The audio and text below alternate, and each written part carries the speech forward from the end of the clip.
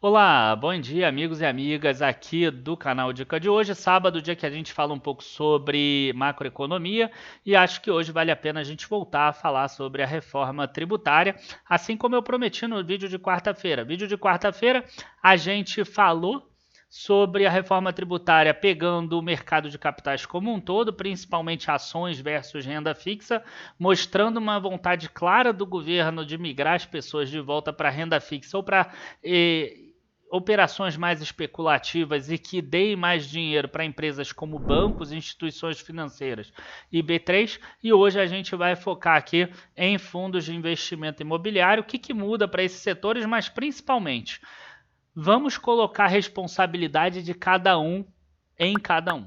Tá? Então vocês vão entender isso logo depois da vinheta. Curtam o vídeo, se inscrevam no canal e a gente já começa.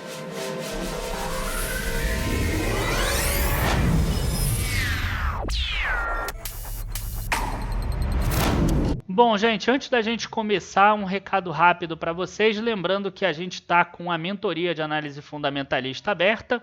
A gente já começou o curso, mas é um curso de 7 meses avançado e tem como vocês começarem agora. Na verdade, a gente já começou agora 3, 4 dias atrás, então 7 meses aí nada que vocês não consigam pegar, tá? Então a gente está aí aberto e só deixo o recado que é avançado. Não é um curso simples, não é um curso fácil para quem é iniciante. Bom, vou começar aqui para falar sobre fundos imobiliários. Eu vou começar aqui com o próprio projeto de lei, subseção 2, aplicação em fundos de investimento imobiliário. A gente vê aqui que os rendimentos distribuídos pelos FIs vão se sujeitar à incidência do imposto de renda sobre a renda retida na fonte, a alíquota de 15%. Isso caso seja aprovada essa proposta sem modificações, claro. Aqui a gente vê que não houve mudança na parte da distribuição, o fundo continua sendo obrigado a distribuir 95% dos lucros auferidos apurados segundo o regime caixa, então quer dizer, não tem jeito dele talvez distribuir menos para livrar os cotistas dessa alíquota de 15%. Além disso, a gente precisa entender também que o ganho auferido na alienação de cotas de FIIs sujeitam à incidência de imposto de renda, tá? Mas aí imposto de renda é de 15%, onde antes era 20%. Então essa é a primeira questão que é importante a gente deixar claro, né? Se antes para você tinha uma cota R$100, ela subia para 105, você sabia que se você vendesse ela a 105, você ia ter que pagar R$1 por cota de ganho de capital. Hoje em dia, né, agora, se isso passar, você vai pagar 15% só. Então, zero vai ser menos, né? Vai ser R$5,75. Só que o teu rendimento, que antes não era tributado, vai passar a ser também. Então, em tese, no longo prazo, tanto faz você ter R$1 de rendimento, porque vai ser tributado, ou R$1 de ganho de capital na própria cota. Então isso vai fazer com que as pessoas especulem mais, com que as pessoas girem mais a carteira, diferente daquele perfil de investidor de fundo de investimento imobiliário de hoje. Tá? Outra questão que é interessante também é o seguinte, fica claro aqui em alguns dos artigos que aqueles fundos de investimento imobiliário que trabalham com compra e venda de ativos, exemplo, fundos de fundos, fundos de CRI que às vezes compra e vende um ativo ou que tenha uma liquidação antecipada, que está mais normal agora dos CRIs, ou mesmo que compram e vendam imóveis, aquelas transações dentro do próprio fundo, elas não são tributadas. Tá? Então, esses fundos talvez acabem tendo um benefício, porque eles pagavam um ganho de capital ali dentro da estrutura do fundo e depois tinham rendimento isento. Agora não, eles não vão pagar dentro da estrutura e vão ter um pagamento de rendimento depois. Então, no todo, eles já pagavam alguma coisa de imposto, diferente daquele fundo que comprava um imóvel e ficava só recebendo os aluguéis. Provavelmente, esses fundos que são mais ativos e que ficam girando mais a carteira, eles podem acabar tendo alguns benefícios na hora que essa lei for implantada, mas isso ainda é um pouco na base do achismo, né? Na hora que acontece mesmo é que a gente vai ter que ver. Então, essas são as principais modificações para fundos imobiliários. Eles vão passar a ser tributados no rendimento, em compensação, na hora que você vende o fundo, você paga uma alíquota menor. Agora, eu quero trazer para vocês o seguinte. É muito chato, né, a gente falar que acabou a isenção de alguma coisa, você está ganhando lá 60, 70 centavos por cota e agora você vai ser tributado em 15%. Agora, eu vou mostrar para vocês agora por A mais B que essa isenção não estava mais indo para você. Essa isenção estava indo para os gestores e estava indo para as empresas, tá? Então me acompanhe agora. Eu vou pegar aqui um exemplo que eu poderia pegar muitos outros, mas aí eu estou pegando de um fundo que eu já entrevistei o gestor várias vezes, que eu gosto do fundo e que eu sei que ele não deve se chatear, ele vai entender que é uma questão do fundo todo, tá? Da indústria de fundos. Então eu vou pegar aqui o ALZR11, Aliança Trust, que tem um gestor super competente que é o Fábio Carvalho, que inclusive está tentando trazer novas questões, aí, inovações para o mercado de fundos imobiliários. Então eu peguei aqui dois exemplos. Eu peguei aqui aquisição em 2 de agosto de 2019 de aquisição de imóveis em Guarulhos e Bauru da BRF, tá? E peguei uma aquisição recente da Coca-Cola que aconteceu agora em 27 de abril, tá? Por que essas duas? Porque se a gente pegar aqui agosto, né, no rendimento do título de 5 anos do Brasil, a gente vai ver que é parecido com o abril de agora, tá? Em termos de rendimento de títulos aqui, tá? Então a gente pega valores iguais, ó. Poderia ter pego alguma coisa no início de 2019 contra agora também. Só que normalmente esses imóveis eles foram negociados ao longo do tempo, então eles demoram um pouquinho para completar. Bom, esse da Coca-Cola, só para vocês terem uma ideia, tá? Eu vou pegar números grandes aqui, R$601 mil de aluguel, 98,7 milhões de valor. Tá? Então, se eu pegar aqui 601 vezes 12, é um imóvel que ainda não está pronto, que vai ser corrigido o aluguel e o saldo aqui pelo IGPM, então não muda nada, tá? Eu posso fazer a conta pelo valor atual. Então, isso dá 7,30% de cap rate. Aqueles imóveis lá atrás da BRF, ó, se eu pegar aqui os dois, ó, 27.985.000. 27.985.000 valor total. Se eu pegar aqui 107.884,30, que é o aluguel de um da época, né? 120.966.000 aluguel da época também. Multiplicar por 12, que é o aluguel anual, e dividir por 27.985.63203, a gente vai ver um cap rate vezes 100 aqui, ó, para ficar claro, de 9,8%. A BRF tinha um rating pior naquela época do que o da Coca-Cola de hoje, tá? Então, 9,80 menos 7,30 dá 2,51. Ainda vou tirar 1 e vou botar aqui, 1,51% de cap rate de diferença. Tá? O que isso significa? Tá?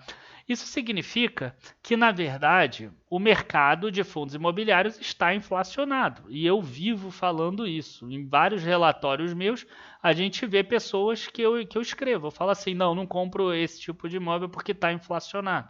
Eu não compro isso porque está superdimensionado. Não dá para a gente comprar esse tipo de imóvel.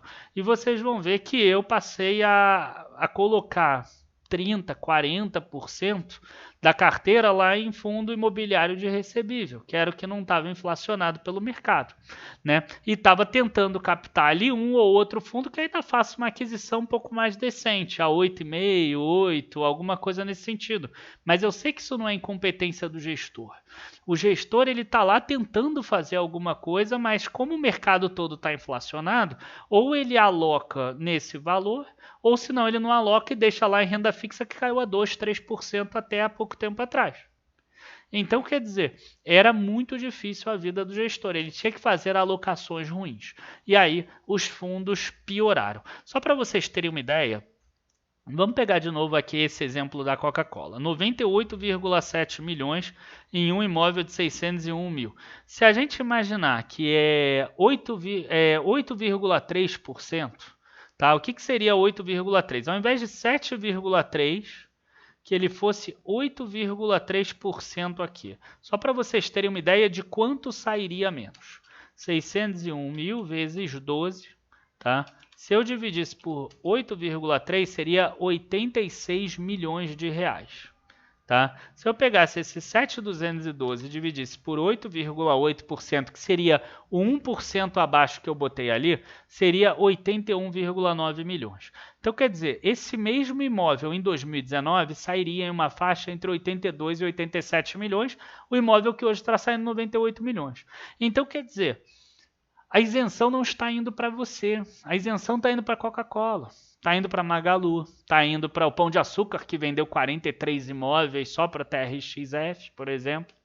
Vendeu outros para o RBVA. Tá? Então, quer dizer, a isenção não está indo para você. Isso inflacionou o mercado. Então, quer dizer, a tributação é ruim? É. Mas, em compensação, as compras no futuro vão melhorar desses gestores. Vai ter um período de entre-safra que não vai ter emissão.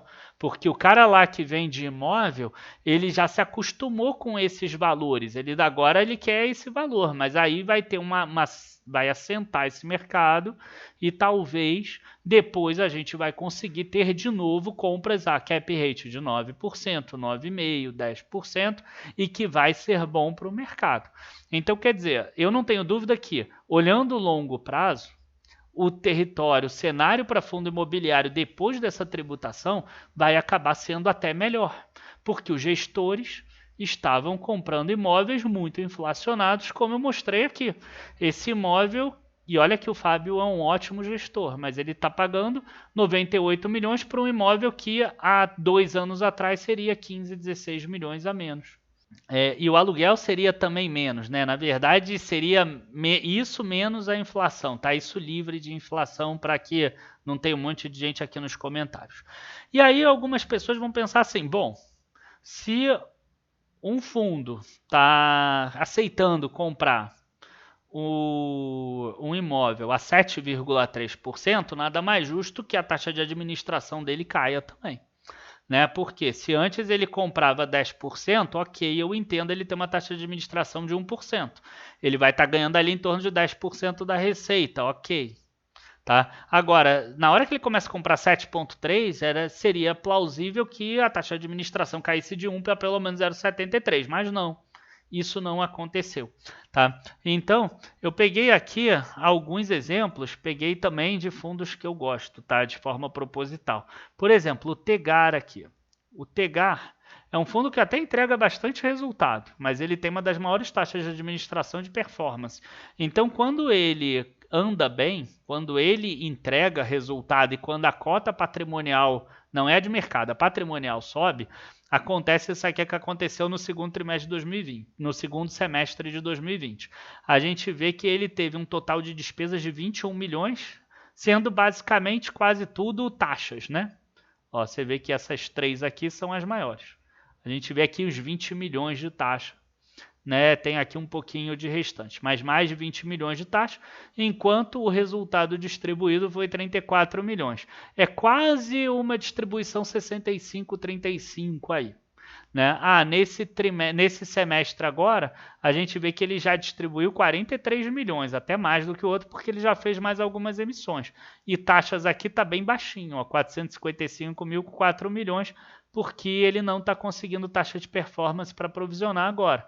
Por quê? Porque ele tinha lá atrás um patrimônio líquido, valor patrimonial de cotas R$ 132 em dezembro, e agora um valor patrimonial de R$ 127, logo ele não está conseguindo gerar, mesmo com todo o rendimento distribuído, ele não está conseguindo gerar valor patrimonial aqui suficiente.